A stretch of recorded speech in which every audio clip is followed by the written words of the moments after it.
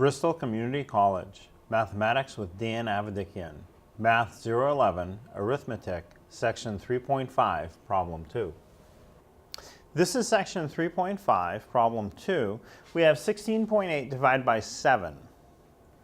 So the decimal makes it look a little bit more difficult than it really is. Just ignore the decimal initially. And what's going to happen is when we get the answer, the decimal is just going to come straight up and show up in the answer there. That's how you're going to deal with it. So divide into 7. 7 divides into 1. 1's not big enough. Go to the next one. 7 divides into 16. It will go into 16. So it'll go in twice. 2 times 7 is 14. 16 minus 14 is 2. Bring down the next digit, which is the 8. So the 8 will be next to 2. It's 28.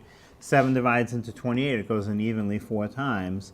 And 7 would divide into 168 24 times, but because of the decimal, it's really 2.4.